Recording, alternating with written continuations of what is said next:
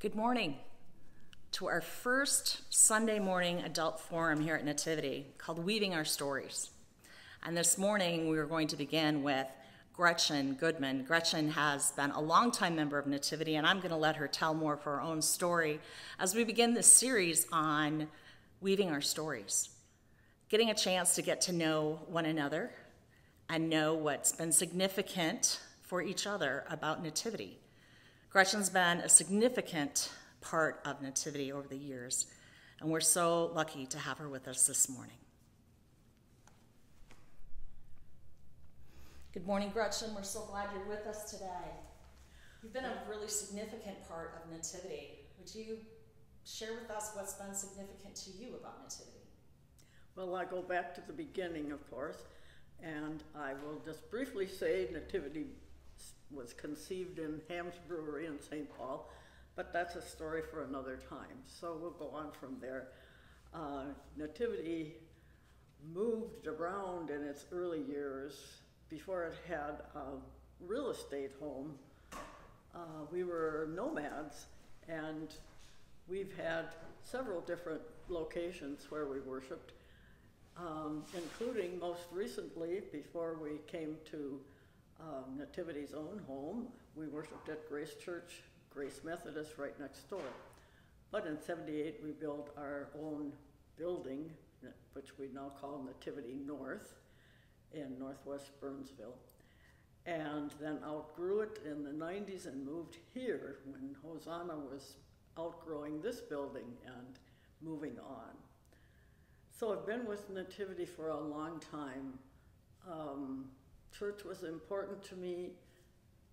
I'm a cradle Episcopalian, always in Minnesota, small towns, small churches, and there were times when there wasn't a priest for communion, and so having a church of my own was very important to me.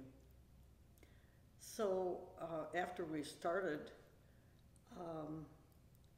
there was a lot of chaos in the world. If you remember, this began in 1963, meetings about Nativity, about organizing a church. And then our first service was in 64, Epiphany Eve of 64. And 68, of course, was a tumultuous year, something like this one, an election year and lots of chaos. So that's the atmosphere in which Nativity started. And moving on from there into the '70s, there was a civil rights issue in the '70s. And we'd gone through two priests early on, vicars, and they both left the parish ministry after Nativity. And we were very fond of both of them, Glenn and I, and it was hard to see them go, and the well, I don't think I should say antagonism, but the dissatisfaction, I guess, with one of them in particular, and that was typical of the time, the chaos of the time. So we were hurting, and then in the '70s, I think some people realized that, and while I think particularly my husband might have pulled away some, there were people who recognized that and drew their circle larger to draw us in and keep us involved. It was very important to me, and we formed very close relationships at that time that continued for years. Was involved with worship and played, oh my goodness, played the piano at the high school and moved on to the organ when we had our own property. I didn't play well ever, and I remember one occasion when someone said to me, "Oh, you must have to practice a lot." And I responded, "I don't have an instrument. I didn't have a piano at home, so that didn't help." So I truly appreciate the music we have today, and our organist, pianist, and our choir director and all. It's very meaningful to me. And right now, today, I certainly miss singing in the choir because I don't do the technical stuff that's required, but I'm amazed at the caliber of music and worship that we enjoy at Nativity. I'm very grateful for that. So served on the vestry, was involved with befrienders when we had befrienders, did a lot of volunteer work with Community Action Council as it started, and volunteered on the If Alone phone. One of our own members, Louisa Odom, was involved in, I was as a representative of Nativity to Community Action Council group early on, and that was in the early 70s, I think. And well, I can tell you that story, I guess. Community Action Council started when Lutheran pastor John Johnson was sent out here from his synod to plant a new church. And after surveying the area and getting acquainted out here, John said the last thing they need is another Lutheran church. What they really need is some community services. And so he proposed what turned into be the Community Action Council. And they started out in an old farmhouse on Cedar Avenue in Apple Valley. And they had what was called the If Alone telephone. So it was a helpline. People wanted to, needed help of some sort, wanted a connection to services, or just wanted to talk. And they started a clothes closet and a food shelf, and you know what Community Action Council has turned into today. It's huge and very, very valuable to our communities. When you were telling us about how tumultuous the years were in the late 60s and 70s, what was the parishioners' response or involvement with the chaos at the time? Being young, I think we were mostly young, and we were from different backgrounds in that this Burnsville was a new community. River Hills was, well, Apple Valley was 5 modeled homes when we moved in here, and North River Hills was just beginning to be developed. So they were new families, young families from wherever. And so they didn't have a cohesive church background. There were lots of different ideas about how to do church. And so that became an issue.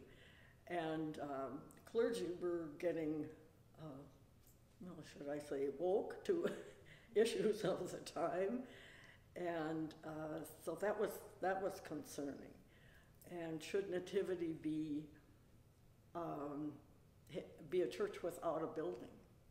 That was considered at one time. Or should Nativity be in a storefront? This is while we were worshiping in the high school, Burnsville High School gym. So there were lots of issues.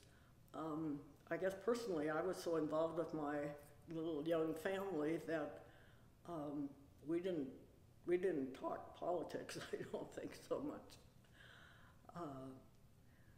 But just trying to forge our way. And at one point, a document was created called Our Life. And there are still a few copies of that available that talk about how we are going to be the church together.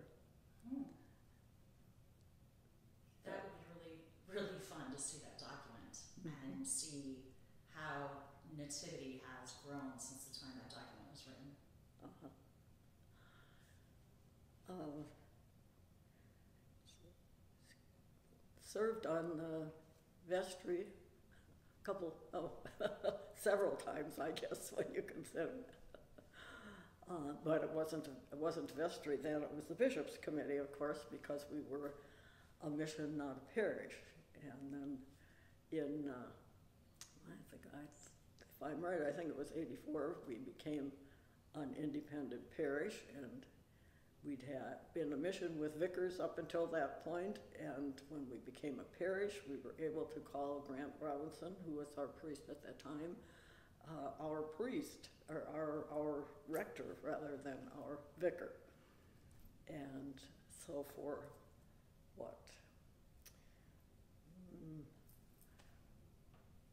10 years maybe, we were a parish.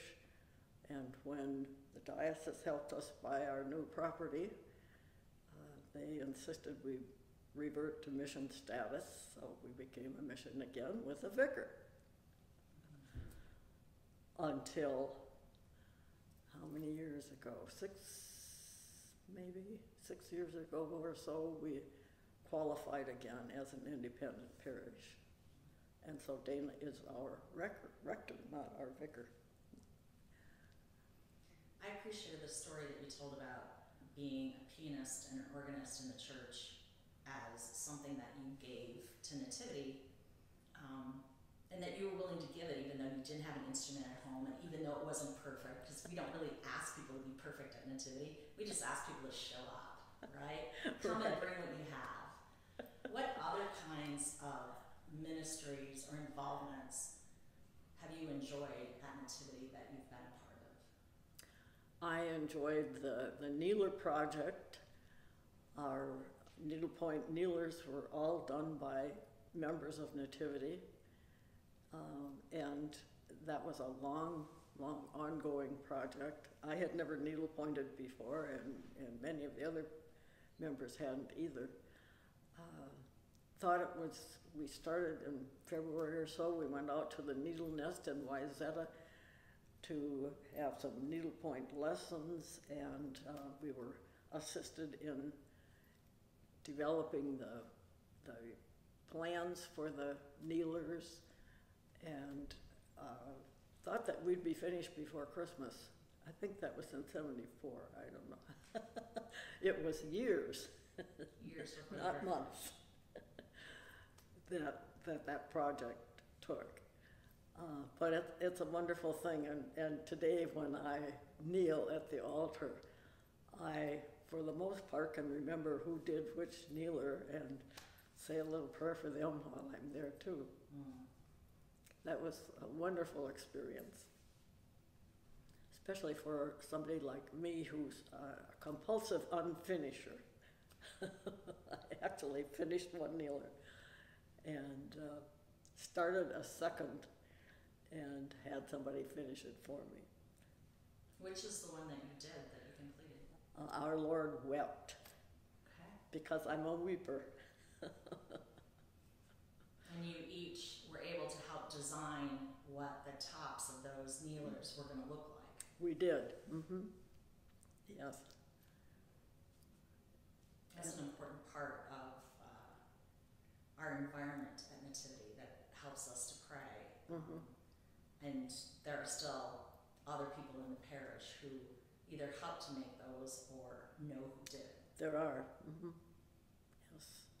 Not as many as there were, but we enjoy them. And in fact, in looking up some contact information this morning for our group, I found another name that I think we ought to pursue, somebody who was very involved. In fact, 2 of them for the Kneeler project.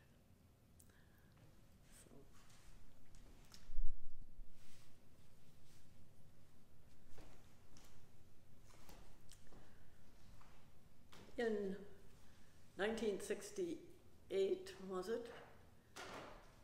I think, when Martin Luther King was assassinated, our vicar at the time, Jim Zozel, organized a march in North Minneapolis. I think we were beyond Broadway probably, or Plymouth Avenue, I forget which, on Palm Sunday, just less than a week after Martin Luther King was assassinated. And a few of us, we were small, went up there that Sunday afternoon and just marched in North Minneapolis in solidarity with the black community who were hurting and suffering so at that time, as we can recognize today.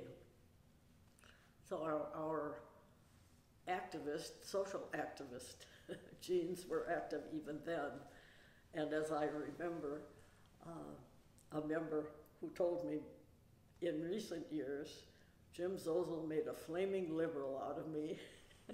And I said, yeah, you're right, me too. So that's been a part of me ever since, and you can see it today. Why have I stayed at Nativity all these years, through all these ups and downs? We did have a lot of ups and downs. Those, with our two early clergy people leaving, and every time a clergy person comes and goes, there are changes. Change is constant, if you haven't noticed, and it will continue. So I guess it never occurred to me to go elsewhere or look elsewhere for a church. Growing up, first of all, during World War II, when there weren't many priests to be found in rural Episcopal churches, and we had a lay reader who drove down from Minneapolis. I don't think he came every Sunday, but, and when we moved after World War II to Mazeppa, there was no Episcopal church there. The Episcopal church had closed 25 years before that, I think. And so we drove 10 miles to a church, which is nothing these days. And we're kind of outliers there too. And so I didn't have a youth group, didn't really have Sunday school. My parents sent us to the Methodist Sunday school in Mazeppa.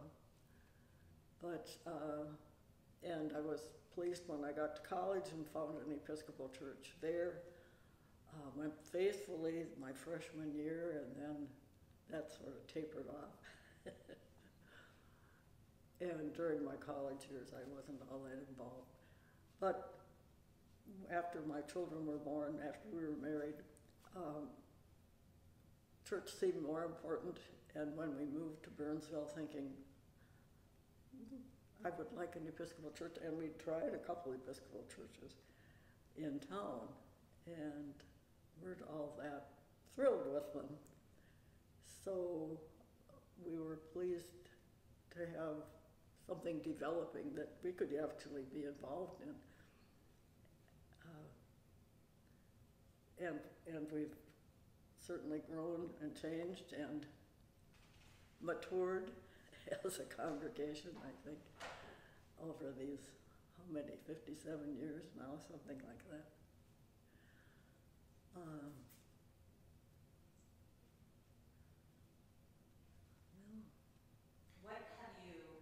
Where have you felt challenged in your faith at Nativity?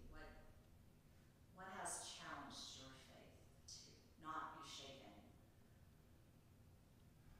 Oh, boy.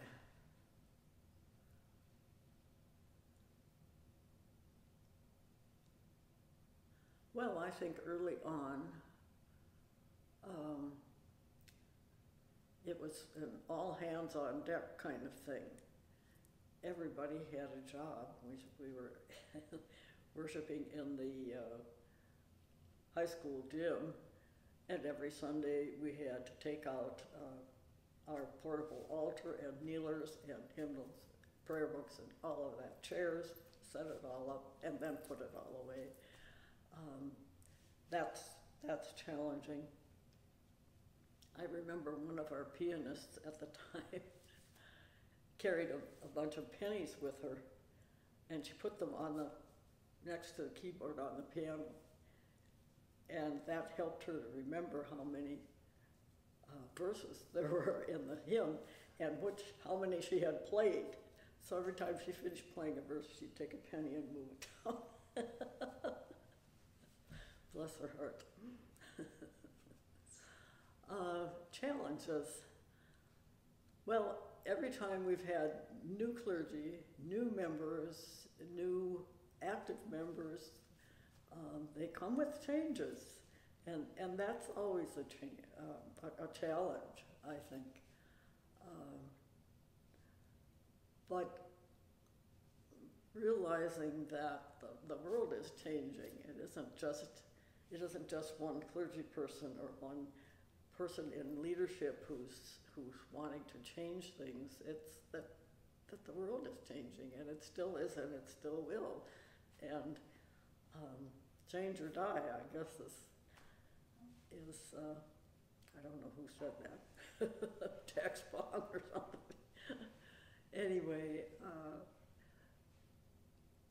there are different ways of being and different ways of doing things, and early on, I think Nativity felt so unsure of itself that any new idea was interesting, or if somebody came in with a new idea, well, we'll try that. We'll try to be all things to all people, and you don't get anywhere doing that, and we didn't. We struggled with that. I think it wasn't until, and I can't tell you when this happened, but until we felt comfortable in our own skin, that it was okay to be who we are, and we didn't have to mimic some other Episcopal church or some cathedral where somebody grew up, because we were Nativity. We needed to minister to our people and anybody who came through our door, not necessarily the power structure somewhere else. Next Sunday, October 11, we're going to offer an orientation for people who are thinking about joining Nativity. What message might you have to either the people who are thinking about joining Nativity and the people who already belong in Nativity? Well, I would say to new members, welcome, welcome. We're glad you're here, and we'd like you to get to know us better. We would like to get to know you better, and we are active in a number of areas. Social ministry has grown tremendously at Nativity in the last, I don't know how long. I guess I could go way back to 1993 when Family Table started. Joyce Risser and Alan Tilson were instrumental in starting that. And we offered a family meal one Saturday a month and a bag of groceries as well. That was a big thing, and that was served in the Undercroft, we called it, the Bethlehem room of Nativity North, which was a small room, and the kitchen was non-existent. It was developed out of a mechanical room, a furnace room at Nativity North. It was a challenge, and some of our members built some cupboards for the kitchen. We put in a sink and a stove. Oh, we were living high on the hog. But that was our first, as I recall, really first foray into social ministry. And recently, when we've been so involved in the homeless shelter and feeding the homeless, I've been really moved by that because I think that's where we're called to be these days. There's so much misery with homeless people and people who don't have adequate food, shelter, transportation. And I have been very, very pleased to see the Nativity moving in that direction because I feel as if my Christian life needs to involve not just the people who are like me, the people who worship with me or as I do, but to get acquainted with other people, other kinds of people, and appreciate their situation and their circumstances. And that all brings to mind our adult forum. And I remember, I don't know how many years ago, 15 years ago maybe, when that idea was broached. And I remember thinking and probably expressing at the time, well, I don't want another Sunday school class, that we don't need another Bible study on Sunday morning, and I don't want an assignment on Sunday for next Sunday. Well, that wasn't what Adult Forum turned out to be at all. And we have heard from many different speakers from different faiths and different groups, active groups, and from our own members. And it's been wonderful to learn from them and to kind of spread our wings. We've made more contacts with Episcopalians throughout the diocese and others as well. Well, yeah, I think the second part of the question that I asked you was new members coming to Nativity. What advice you might have to either new members or what you might want to say to them, and what you might want to say to people who continue to be people who continue to come to Nativity.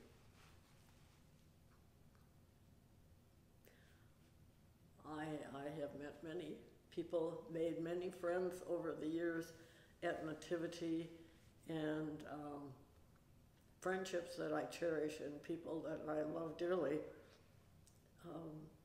And that's been brought to mind certainly this year with a COVID, when we haven't been able to see each other, and it's not as easy to relate to one another when you don't worship together and you don't see each other on Sunday and you can't have coffee after church.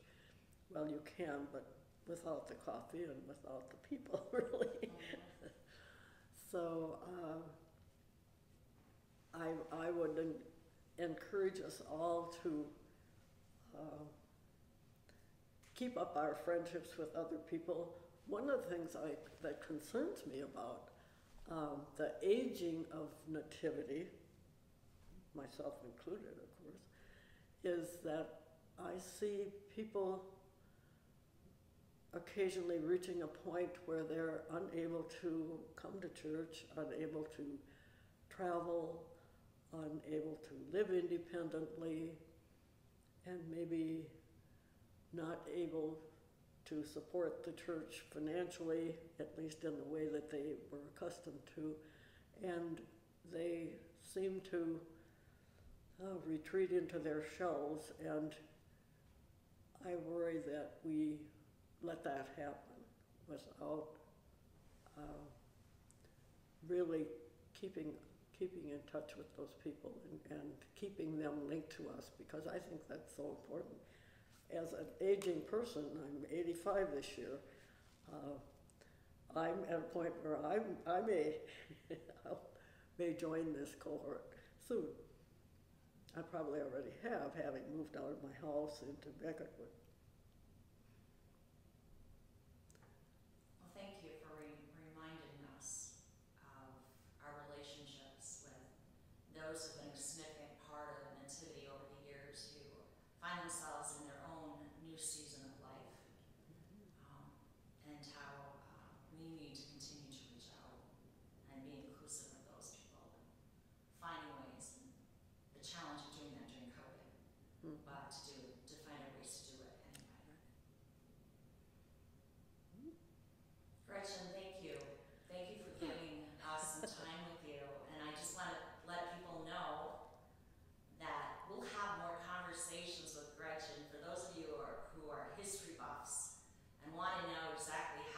Nativity became a church